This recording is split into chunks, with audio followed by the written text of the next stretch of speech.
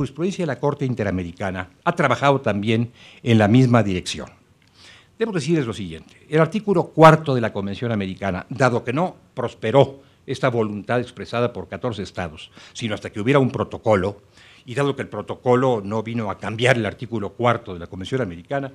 la Convención Americana, en el artículo 4,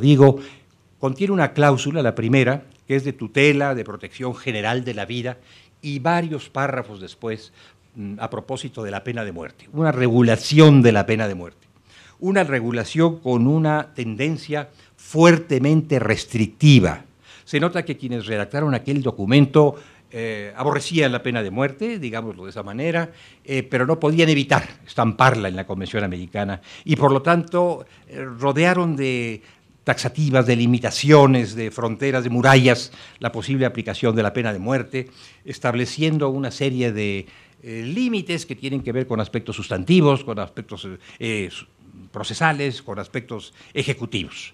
Y de ahí se ha sido la Corte Interamericana, de esta normativa restrictiva de la pena de muerte para su propia jurisprudencia, que se ha manifestado de las varias maneras en que puede manifestarse la jurisprudencia del Tribunal Interamericano.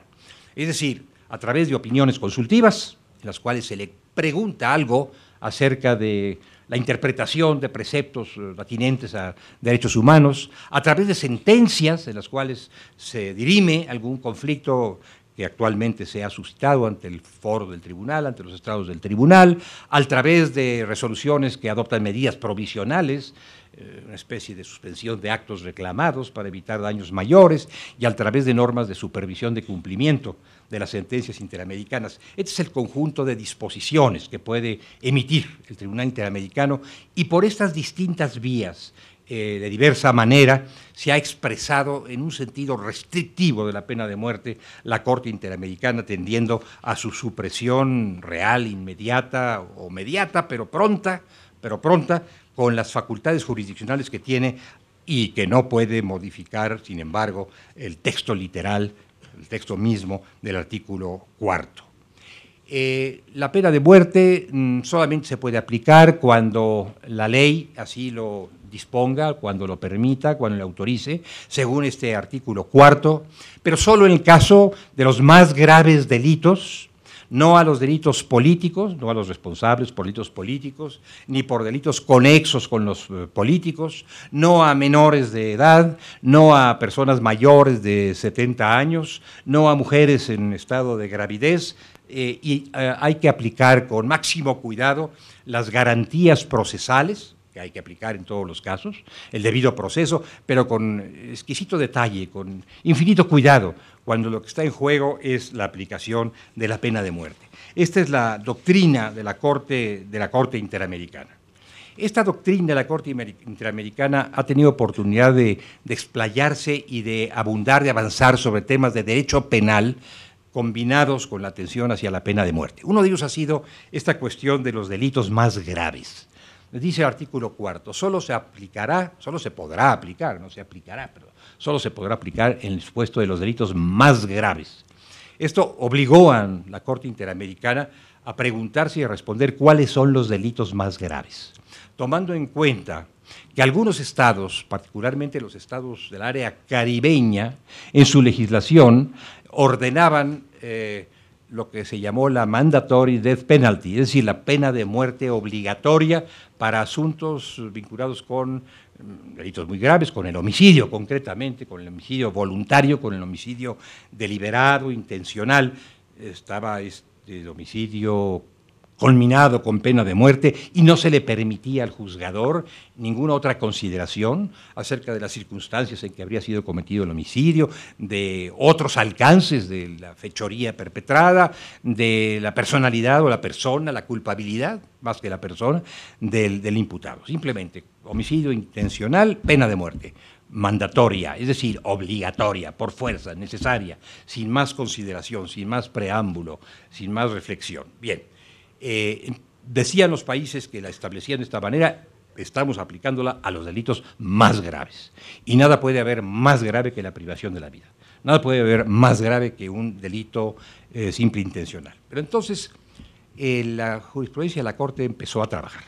Empezó a trabajar pensando en el régimen del homicidio en la legislación nacional, por ejemplo. En la legislación nacional, el homicidio simple, el homicidio intencional, no es considerado el delito más grave si nos atenemos a la punibilidad que se le adecua. El más grave es el homicidio calificado. Y distintas formas de calificación, además, que pueden hacer que un mismo hecho privatorio de la vida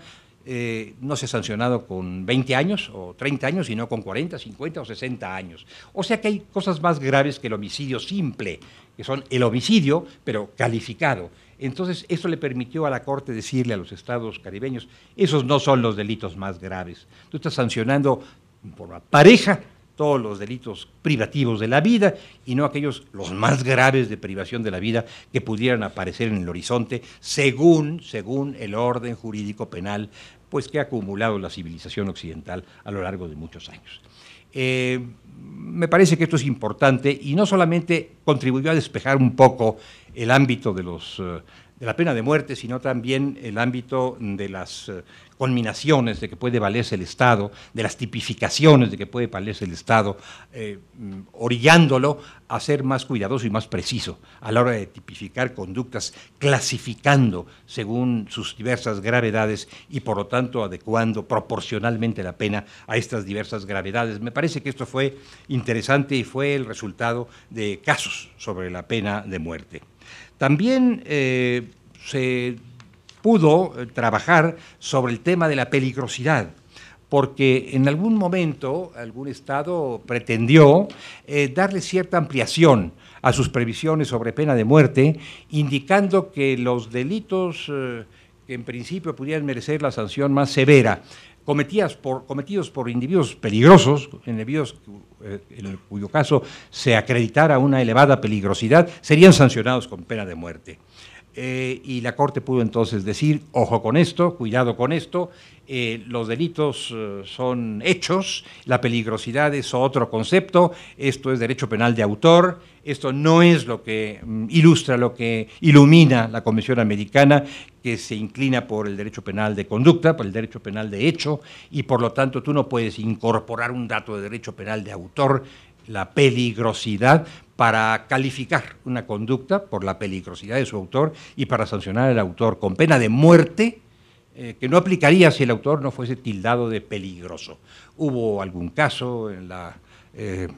experiencia de Guatemala, el caso Fermín Ramírez, en el que este asunto se manejó y de paso se le dio a la oportunidad a la Corte Interamericana ya no solamente de tratar el tema de la pena de muerte, sino de abundar sobre cuestiones de derecho penal de acto y derecho penal de autor y también sobre la peligrosidad y la pena de muerte. En cuestiones de procedimiento, la máxima exigencia procesal. Como ustedes saben, existe un documento de salvaguardias de las Naciones Unidas a aplicar en los procesos que se sigan y que pueden tener culminación en la imposición de la pena de muerte.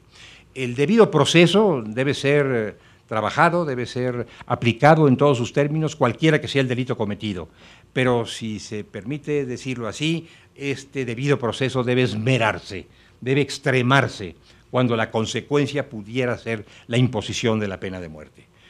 Yo diría que en todos los casos debe regir el debido proceso, independientemente de cuál pudiera ser el resultado. Pero cuando es la muerte, ese posible resultado de un proceso a través de una sentencia con la que concluye el enjuiciamiento,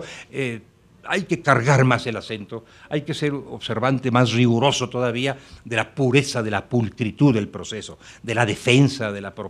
suministro de las pruebas, de las alegaciones, de la conducta del magistrado, de la tramitación, del enjuiciamiento, en fin, de todo, para estar perfectamente seguros que no hay ninguna heterodoxia en el desarrollo del proceso que pudiera viciarlo, que pudiera distraerlo, que pudiera ensuciarlo, que pudiera, por lo tanto, alejarlo de ser un verdadero debido proceso. Y esto lo vamos a enganchar, lo vamos a conectar con la opinión consultiva número 16 de la Corte Interamericana, que es un documento estupendo que México promovió a través de la solicitud de una opinión a la Corte a propósito de los derechos que tienen los detenidos extranjeros que están sujetos en un Estado que no es el suyo, en el territorio de un Estado que no es el suyo, a un procedimiento penal por la comisión de un delito que puede ser muy grave o no serlo, pero en todo caso por la comisión de un delito y que puede culminar en la